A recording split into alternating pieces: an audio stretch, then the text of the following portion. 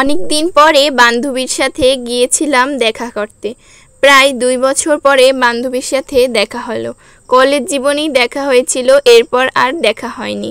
এরপর তো সবার বিয়ে শাদী হয়ে গিয়েছে, কেউ কারো সাথে আর দেখা করতে চাইলেও করা হয় না। সময় হয় কারো, আবার অন্য কারো সময় হয় না।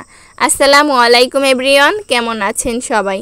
আশা করি সবাই ভালো আছেন। আল্লাহর রহমতে আমরাও ভালো আছি। প্রতিদিনের মতো আজকেও একটি ডেলি ব্লগ দেখার জন্য আপনাদের স্বাগতম। প্রতিদিনের মতো আজকে কোনো ডেলি লাইফ ব্লগ শেয়ার করছি না, আর রান্নাবান্নারও কোনো ভিডিও শেয়ার করছি না। ছেলেকে নিয়ে একটু ঘুরতে গিয়েছিলাম, আর এই ফাঁকে বান্ধবীর সাথে একটু দেখা করে নিয়ে আসছিলাম। আমাদের স্কুল কলেজ জীবনে বান্ধবীদের সাথে যে কী পরিমাণ একটা ভালো সম্পর্ক থাকে, বান্ধবীর সাথে যতটা সম্পর্ক থাকে না বাড়িতে, কিন্তু স্কুল এবং কলেজ জীবনে অতটা সম্পর্ক থাকতো না। কেননা তাদের সাথেই তো প্রায় টাইমটাই থাকা হতো। সেই সকাল 6টা অথবা 8টা প্রাইভেট থাকলে যাওয়া হতো, আর বিকেল 4টায় বাড়িতে আসা হতো। তো প্রায় দিনের অর্ধেক সময়টাই তাদের সাথে কাটানো হতো। খুব সুন্দর এবং মধুর থাকতো এই স্মৃতিগুলো আমাদের। এই তো বান্ধবীর একটু ভিডিও নিতে চাচ্ছিলাম, কিন্তু সে বারবার আমাকে বারণ করতেছিল যে না, তুই আমার ভিডিও করিস না। এই তো এরপর অনেক কিছু কেনাকাটাও করেছিলাম। অনেক কিছু বলতে টুকটাক আমি একটু বান্ধবীকে গিফট করেছিলাম।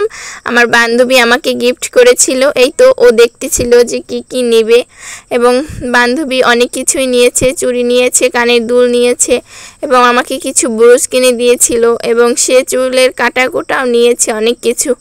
ও যেহেতু হিজাব পরে না, মাঝে মধ্যে পরে, আবার মাঝে মধ্যে পরে না, এর জন্য চুড়ি এবং অনেক জুয়েলারিও কিনেছে যেগুলো ব্যবহার করে। আর আমি তো বাপু বাচ্চা সামলাইতে সামলাইতে জীবন শেষ, আবার ব্যবহার করি কোথায়? আমার বাড়িতে যেগুলো আছে ওগুলো দিয়েই মনে হয় একটা দোকান দেওয়া যাবে। স্কুল জীবনে প্রচুর কসমেটিক্স কিনেছি আমরা। সকল আপুরা বিয়ের পরে আর ওইগুলো ব্যবহার করা হয় না। এখন মনে হয় তো যেন ওগুলো কেন কিনেছিলাম, কিসের জন্যই বা কিনেছিলাম। এখন তো কোথাও ঘুরতে যাওয়াও হয় না, ব্যবহার করাও হয় না। বাচ্চা সামলাবো নাকি ওই জুয়েলারি পরে বসে থাকবো? অনেক আপুরাই আবার পারফেক্ট, সব কিছুই সামলাতে পারে এবং খুব সুন্দরভাবে সব কিছু অর্গানাইজ করতে পারে, কিন্তু আমি বাপু অত কিছু পারি না। আমি আবার একটু সবার চেয়ে সব কিছু কমই বুঝি, এবং একটু কষ্ট খুব কম সহ্য করতে চেষ্টা করি, কিন্তু প্রচুর ধৈর্য ধরি। এরপরও মানুষ ভাবে কি আমি ধৈর্য ধরতেই পারি না। কিছু কিছু কাছের মানুষদের অনেক কিছুই বলতে ইচ্ছে করে, কিন্তু চাইলেই তো অনেক কথা বলা যায় না। এই তো অনেক কিছুই উঠেছিল ওই মেলায়, প্রত্যেকটার দাম 20 টাকা, 30 টাকা, 40 টাকা, 50 টাকা করেও ছিল। এই তো এখানে বিভিন্ন ধরনের জুয়েলারি উঠেছিল। তো আমার বান্ধবী একটু পরপর দেখছিল, তার নাকি সবই পছন্দ হয়েছিল। আমারও তো বাপু সব কিছুই পছন্দ হচ্ছিল, মনে হচ্ছিল যে সব বস্তা ভরে বাড়িতে নিয়ে যাই।